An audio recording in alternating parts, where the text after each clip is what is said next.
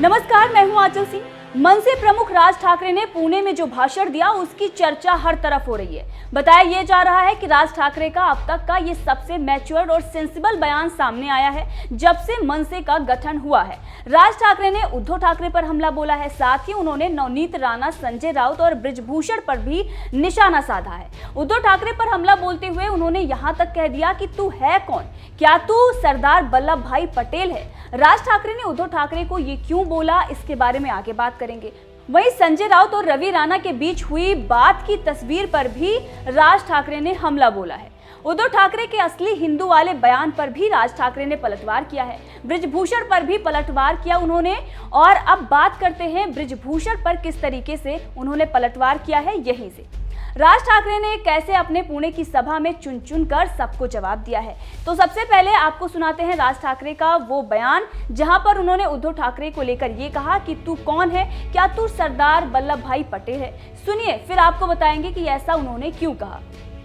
संभाजीनगरचं नामांतर झालं काय नाही झालं काय मी बोलतोय ना, अरे तू कोण आहे?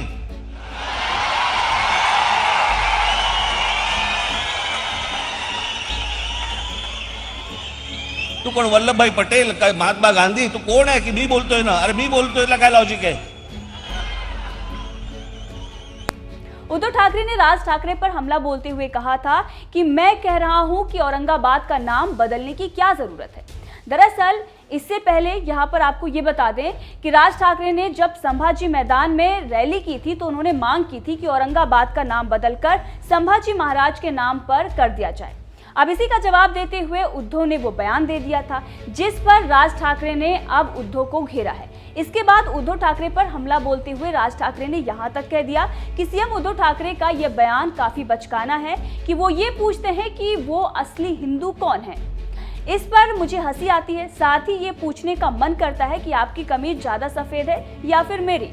दरअसल उद्धव ठाकरे ने इससे पहले राज ठाकरे पर हमला बोलते हुए उन्हें मुन्ना भाई बता डाला था और बाल ठाकरे के गेटअप पर भी सवाल खड़ा कर दिया था, उन्हें नकली हिंदू तक बताया था। इसी पर राज ठाकरे ने अब जवाब दिया है। इसके बाद राज ठाकरे ने नवनीत राणा और रवि राणा पर भी हमला बोला। उन्होंने कहा कि यह संभव ही नहीं है कि कोई भी एक सांसद उठकर किसी मुख्यमंत्री को चुनौती दे दे। ये सब कुछ सोची समझी साजिश है। लाउड स्पीकर और हनुमान चालीसा का मुद्दा पहले हमने उठाया, लेकिन उसके बाद सबकी नींद खुलने लगी। राणा दंपति से भी पहले हमने अजान वाले लाउड स्पीकर के खिलाफ हनुमान चालीसा बजाने का मुद्दा उठाया था। हमने सबसे पहले ये कहा था कि मस्जिद के सामने हम हनुमान चालीसा पढ़ेंगे। इसके बाद राणा को घेरते हुए उन्होंने कहा कि उन्होंने मातोश्री के बाहर जाकर हनुमान चालीसा पढ़ने की बात कही। क्या मातोश्री मस्जिद है, ये सवाल भी राज ठाकरे ने खड़ा कर दिया। इसके बाद उन्हें जेल में डाला गया और तमाम तरह की बयानबाजी हुई, टीवी में सब कुछ दिखाया गया। इसके बाद लद्दाख में संजय राउत और रवि राणा खाना खाते हुए नजर आते हैं। क्या शिवसेना के कार्यकर्ताओं को कुछ भी नहीं लगता? ये सवाल उन्होंने शिवसेना के कार्यकर्ताओं से पूछ लिया।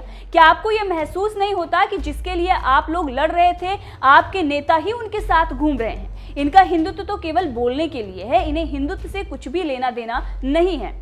इसके बाद उन्होंने ये भी कह दिया कि राम जन्मभूमि का दर्शन तो करना ही है। जिस समय ये मामला हुआ था, आप में से कई लोगों का जन्म भी नहीं हुआ था। ये राज ठाकरे ने अपने नेता और कार्यकर्ताओं को संबोधित करते हुए कहा कि उस समय आपका जन्म नहीं हुआ था। दरअसल वो बात कर रहे थे कार सेवकों पर जो गोली चली थी उसकी। उन्होंने ये कहा कि तब केवल दूरदर्शन चैनल था, उस समय दूरदर्शन पर न्यूज रील चलाई गई थी। मुलायम सिंह की सरकार में कार सेवकों को उस समय मारा गया था। लोगों की लाशों को सरयू नदी में तैरते हुए दिखाया गया था। मैं राम जन्मभूमि के साथ सरयू नदी पर मारे गए कार सेवकों का दर्शन लेने जरूर जाऊंगा। राज ठाकरे ने कहा कि जो माहौल फिलहाल बनाया जा रहा है, अगर मैं जिद करके वहां जाता हूं तो आपके जैसे लाखों लोग वहां आते हैं और अगर वहां कुछ भी होता है तो हमारे लोग चुप नहीं बैठते हैं। आप लोगों पर मामला दर्ज कर जेल में आपको डाला जा सकता है। यही मैंने सोचा कि आप लोगों को परेशानी में क्यों डाला जाए। चुनाव से ठीक पहले आप सभी को जेल में डाल दिया जाता और चुनाव के समय यहाँ कोई नहीं होता। ये एक बड़ा षड्यंत्र था, इसीलिए मैंने अपना जो दौरा है वो स्थगित कर दिया। राज ठाकरे ने उत्तर प्रदेश में बीजेपी के सांसद बृजभूषण शरण सिंह पर भी निशाना साधा है। उन्होंने कहा कि उनकी नींद अब जाकर 14 साल बाद खुली है कि राज ठाकरे माफी मांगे। एक बात आपको बता दूं कि ये गलत उदाहरण दिया जा रहा है। मुझसे माफी मांगने की मांग की जा रही है। गुजरात के अल्पेश ठाकुर ने उत्तर प्रदेश और बिहार के 15,000 लोगों को भगाया था। वहां लोगों को मारपीट कर भगाया गया, वहां कौन माफी मांगेगा? आज अचानक इनकी नींद खुल रही है। तो राज ठाकरे ने चुन चुन कर सभी को जवाब दिया है, चाहे वो उद्धव ठाकरे रहे हो या फिर नवनीत राणा या संजय राउत या इसके साथ ही बृजभूषण जो लगातार उनको धमकी दे रहे थे। अब इस मामले पर आपकी क्या राय है, कमेंट करके जरूर बताएं। साथ ही बाकी अपडेट के लिए हमारे साथ बने रहें।